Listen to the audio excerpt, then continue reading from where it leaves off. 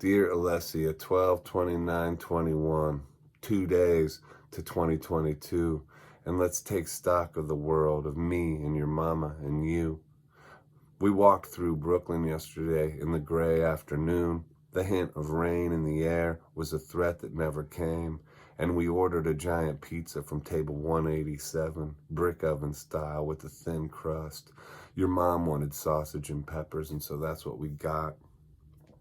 Then we went to the nearby city playground, sitting empty, and I took you down the slide for the first time. But unlike our game with you flying through the air, the slide elicited no smiles from you. We took you to a bench and your mama fed you into a nap. You were tired and clearly would have rather stayed home than been out in that day. But that's life for you, taking you places sometimes you'd rather not go. We talked about where we are going to go and various options to escape New York, as soon many are escaping the places becoming cesspools of authoritarianism and going someplace where the promise of America still resides, a place where you have rights and the conversation isn't actively about giving those rights away without pause or concern. Those places still exist, but they are getting harder to find. And the property values in those places are soaring, just like the places where authoritarianism is the new flag, such as New York, are sinking like a ship shot full of countless holes. I never saw an exodus from New York being a cause for relief and celebration, but here we are. I never saw a lot of things coming down the pike. I never saw the boss backing corporate interests, championing the cause of destroying human rights, along with the foos and rage and most of the music industry and the entertainment industry, from Billy Bragg on down. Everyone revealed themselves, and we shall see how those revelations age. But I can tell you, as deep as the losses have been, I'm glad I spoke up. I'm glad I was ahead of the tide as it turns, and it's turning and turning. Because the truth has a way of being the last monster in the room, and like a floodlight of impossible intensity, there is no escaping its story. One of my favorite YouTube comedians / social critics, JP, comparing what's happening now to what happened in Nazi Germany.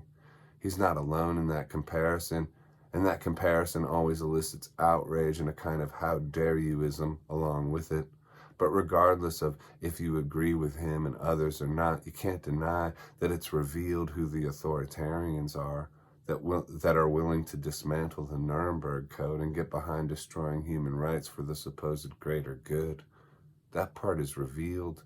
That part is in lights. That part's not going anywhere, and it's shocking who ended up a champion for authoritarianism. That part is a head-scratcher for sure, and people like Billy Bragg and Bruce and the Foos and Rage Against the Machine get brought up over and over again because their public image stood for the exact opposite of all that, or so we thought. These were our freedom fighters. They all took a knee to the corporate agenda, destroying human rights for the greater good, according to authoritarians. It doesn't require a Nazi comparison. And for the sake of deflating outrage, I'll say I'm not making one here. I don't need to. Others have, and I can't pretend to be outraged about it. But all you have to do is lay out what has been done, and it's a matter of public record, which the truth will shine lights on and make bigger and bigger against what these artists' legacies would have been, could have been. Bruce will forever be the first artist on Broadway to require an audience to get an experimental injection with no long-term data brought to us by Gates, Big Pharma, and Anthony Fauci. Fauci, whose criminality is becoming more and more in focus, a bigger part of the story, his corruption and destructive, to put it mildly, influence, is the source of the biggest book in America right now, written by someone with American royalty raging through their blood, a Kennedy, Robert F. Jr.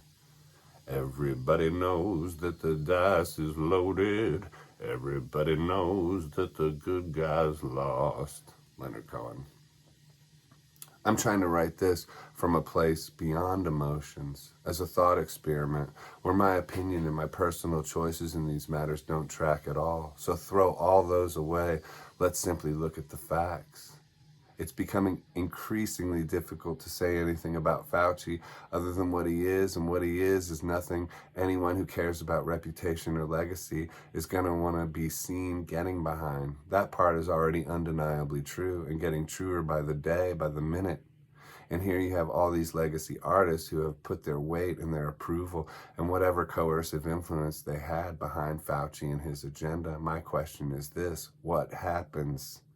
What happens to that choice when what is being revealed? And let's face it, what's been revealed all along. For instance, half the world knew the real story of AZT AIDS and his destructive influence in that realm. Fauci, I mean.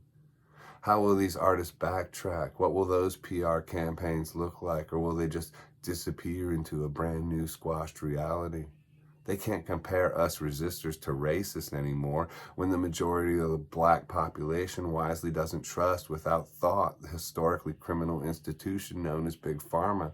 And they can't call us Trumpers, which in their rhetoric means the same thing, when Trump himself is the biggest shill for the shot out there. We don't conveniently fit into a cartoon image that's easy to destroy anymore. Other than those who know human rights and human being sovereignty are the real battle here. The area where the real threat lurks, the area that needs protecting for the supposed greater good. Amazing the way some of us who have sacrificed our entire lives for this fight are cast as somehow careless. What an absolute joke. Measure us by the losses incurred, please, will you? I will do quite well in that metric, unfortunately. And that's no sob story. It's just me saying the truth, saying it out loud without shrouding it. I remember the first time I went to Trinity and started jumping rope with Ramon. 1 round, he said. After 30 seconds, I was gasping for air. But I had been at the bottom of an MPD nightmare and was fully isolated. The stark reality of what my life had been had long since come crashing down. I needed to become a fighter, and so that's what I did. I jumped into the boxing like a kid. 1 round became 2, 2 rounds became 4, and soon I could jump rope all day long and hit the bags round after round, the fight for survival revealing itself, taking root. Those were magical days. One of the losses I register most deeply is boxing and going to the gym. These things that get drained from our lives under the weight of authoritarianism. Unless we are willing to comply. Thank you, ma'am, may I have another? But those who have been willing to comply to get back their rights, to get back their freedoms, to get back their lives as they once were, finding out day by day that you can't negotiate for your God-given rights. And once you are, it's only a matter of time until you realize you've been led into a false narrative. How can it be any other way? Once you are negotiating for something innate, that means a thief has been in your midst and stolen something from you, stolen something that you freely gave away under the weight of social shame disguised as social pressure. You gave away some of your God-given rights to negotiate for other parts of your God-given rights that were yours all along. It was a long con to see how much of those rights you were willing to relinquish. There was no winning for you. There was only how much were you willing to lose before you woke up. That's the nature of the game you were playing against, the institutions. You were playing those games against rights once relinquished are never surrendered back without a fight. That's simply the nature of power and corruption, which is the lifeblood of institutions such as Big Pharma and the government. But which of us didn't know that 2 years ago? Billy Bragg didn't know that 2 years ago. The boss didn't know that. Rage Against the Machine is called Rage Against the Machine, and they didn't know that 2 years ago. They've been called that since the 90s. What machine were they raging against if not the government? Freedom, the machine of freedom, the machine of human rights. How many machines are there to rage against, and which machine will you choose? They made their choice and they displayed it on high in lockstep with Bill Gates and Fauci and the government, period, end of story. It's baffling, really. I used to love sparring. Every Saturday or Sunday, me and Ramon and Liz and a few others would meet at Trinity. And so that dance in the ring, me and Ramon hitting each other with love, if you can believe it. Love, because life becomes something you want to be ready to battle for. You never know where the battle is coming, for who and why. Is it financial? Is it health related? Are you beating isolation and fear, betrayal from your brother? These things pile up in a life, and not everyone has the resources for these battles. All along our streets, cars have been shattered, windows. The robberies are increasing tenfold or more. The desperation out here is mounting. And a bill to detain anyone deemed a threat indefinitely is on the table here in New York. I don't suspect any of our most popular artists are planning to protest your rights, to protect your rights rally anytime soon. They may elicit shame from a bot on social media, God forbid. It all amounts to time to leave New York, escape. The new year is pounding on the door. I'm sober and more sober than before. The bell is gonna ring. I'm planning on finding the center and swinging. Keep swinging is my motto. I'm just getting started. Ding. P.S. I don't dislike any of those artists. Some of them I love. What I dislike is authoritarianism and anyone who would bow to it for the greater good. Authoritarianism always takes root by the sleight of hand called the illusion of the greater good. And I call those musical artists out not to wage war or create division, but rather to question their reasons for leaning into division in service of a corporate agenda disguised as the greater good. And what it means now that the narrative is unraveling before our eyes, what it means for the artists that align themselves in that direction. Essentially, I'm not making statements as much as addressing facts and asking questions. Certainly, there has been consequences for those of us who decided to speak out against what seemed like corruption and authoritarianism, whittling away people's basic rights. So if that trend continues, if Fauci and Gates are known by all and not just most to be criminal and murderous, what will the consequences be for the artists that back their agenda in full? Do they continue as if nothing happened? And do we as a public pretend we didn't notice? Do they issue an apology which gets accepted by most as they continue on their merry way raging against phantom machines?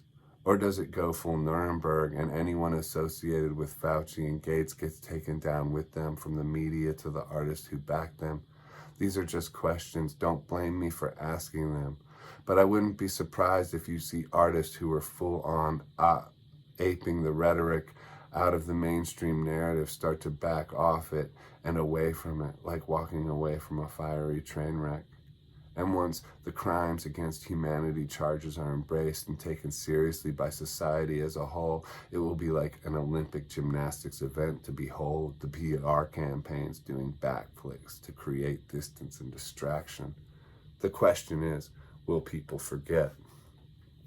Alternatively, suppose the opposite happens. RFK Jr. is found out to be a con man, and Fauci and Gates are in fact angels walking among us without any profit motive whatsoever, only driven out of selfless desire to help humanity. The government, for the first time ever, is not a power-hungry, corruptive force, but rather a magnanimous institution motivated to restore health into humanity and empower its people rather than enslave them with endless mandates and social credit scores. Imagine that turns out to be the reality. Kind of seems ridiculous to even write that at this point, but let's stretch. I guess if that turns out to be the truth, then those artists would have done a good thing. Those of us who spoke out against those purely benevolent forces will be dregs of society, I guess, forevermore. I can tell you this, though, I'm 0% worried about that being the future.